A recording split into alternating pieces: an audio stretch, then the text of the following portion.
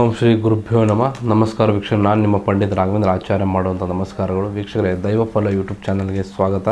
June 29ನೇ ತಾರೀಕು ಜ್ಯೇಷ್ಠ ಹುಣ್ಣಿಮೆ ನಂತರ ಕುಂಭರಾಶಿಯವರ ದೈವಫಲ ಹೇಗಿದೆ ಅಂತಕ್ಕಂಥ ಈ ಒಂದು ವಿಡಿಯೋ ನಾನು ತಿಳಿಸ್ಕೊಡ್ತಾ ಇದ್ದೇನೆ. ಅದಕ್ಕಿಂತ ಮುಂಚೆ ನಮ್ಮ ಚಾನಲ್ನ ಲೈಕ್ ಮಾಡಿ, ಶೇರ್ ಮಾಡಿ ಹಾಗೂ ಸಬ್ಸ್ಕ್ರೈಬ್ ಮಾಡ್ಕೊಳ್ಳಿ. ಮೊದಲಿಗೆ ವೃತ್ತಿ ಮತ್ತು ಉದ್ಯೋಗದ ವಿಚಾರದಲ್ಲಿ ನೋಡುವಂಥದ್ದಾದರೆ, ಈ ತಿಂಗಳು ಹೊಸ ಯೋಜನೆಯತ್ತ ತಾವು ಗಮನವನ್ನು ಹರಿಸ್ತೀರಾ.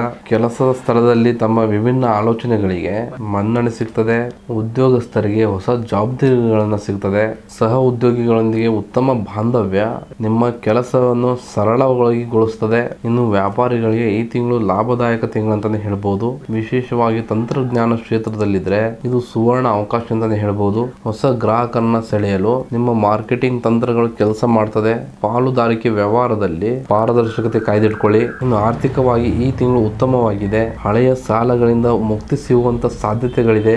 ಆದರೂ ಕೂಡ ಅನಗತ್ಯ ಖರ್ಚುಗಳನ್ನು ನಿಯಂತ್ರಣ ಮಾಡ್ಕೊಳ್ಳಿ. ಉಳಿತಾಯದ ಕಡೆ ಸ್ವಲ್ಪ ಗಮನವನ್ನು ನೀಡಿ. ಜುಲೈ ದ್ವಿತೀಯಾರ್ಧದಲ್ಲಿ ಆಕಸ್ಮಿಕ ಧನ ಲಾಭ ಬರುವಂತ ಸಾಧ್ಯತೆ ಇದೆ. ಇನ್ನು ಕುಟುಂಬದಲ್ಲಿ ಸಂತೋಷದ ವಾತಾವರಣ ಇರ್ತದೆ. ಸಂಗಾತಿಯೊಂದಿಗೆ ಇರ್ತಕ್ಕಂಥ ಸಮರದಲ್ಲಿ ಮಧುರತೆ ಹೆಚ್ಚಾಗ್ತದೆ. ಯಾರೆಲ್ಲ ಮದುವೆ ಆಗಿಲ್ಲ ಅವರಿಗೆ ವಿವಾಹ ಸಂಬಂಧಿತ ವಿಷಯಗಳಲ್ಲಿ ಒಳ್ಳೆ ಸುದ್ದಿ ಸಿಗ್ತದೆ. ಮನೆಯವರ ಹಿರಿಯರ ಸಲಹೆ ಮಾರ್ಗದರ್ಶಿ ಆಗ್ತದೆ. ಇನ್ನು ಆರೋಗ್ಯದ ದೃಷ್ಟಿಯಿಂದ ಈ ತಿಂಗಳು ಮಿಶ್ರ ಫಲ ಅಂತಾನೆ ಹೇಳ್ಬಹುದು. ಮಾನಸಿಕ ಒತ್ತಡಗಳನ್ನ ಕಡಿಮೆ ಮಾಡಲು ಧ್ಯಾನವನ್ನ ಮಾಡಿ. ನಿಮ್ಮ ಜೀವನದಲ್ಲಿ ಇರತಕ್ಕಂಥ ಅಡೆತಡೆಗಳು ನಿವಾರಿಸಲು ಶನಿವಾರದಂದು ಓಂ ಶನೇಶ್ವರಾಯ ನಮಃ ಅಂತ ಮಂತ್ರವನ್ನು ಜಪವನ್ನ ಮಾಡಿ. ಇದು ಮಾನಸಿಕ ಸ್ಥಿರತೆ ಮತ್ತು ಯಶಸ್ಸನ್ನು ನೀಡುತ್ತದೆ.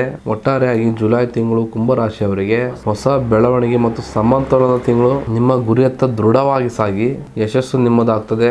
ಇದಾಗಿತ್ತು ಕುಂಭರಾಶಿಯವರ ಜುಲೈ ತಿಂಗಳ ಮಾಸ ಭವಿಷ್ಯ. ಈ ಒಂದು ವಿಡಿಯೋ ತಮಗೆ ಇಷ್ಟ ಆದಲ್ಲಿ ಈ ಒಂದು ವಿಡಿಯೋನ ಲೈಕ್ ಮಾಡಿ, ಶೇರ್ ಮಾಡಿ ಹಾಗೂ ನಮ್ಮ ಚಾನಲ್ನ ಸಬ್ಸ್ಕ್ರೈಬ್ ಮಾಡ್ಕೊಳ್ಳಿ. ಮತ್ತು ತಮ್ಮ ಜೀವನದಲ್ಲಿ ಏನೇ ಸಮಸ್ಯೆಗಳಿದ್ರು ನೇರವಾಗಿ ಬಂದು ಭೇಟಿ ನೀಡಿ ಅಥವಾ ಫೋನ್ನ ಮುಖಾಂತರ ಪರಿಹಾರವನ್ನು ಕಂಡುಕೊಳ್ಳಿ. ಧನ್ಯವಾದಗಳು.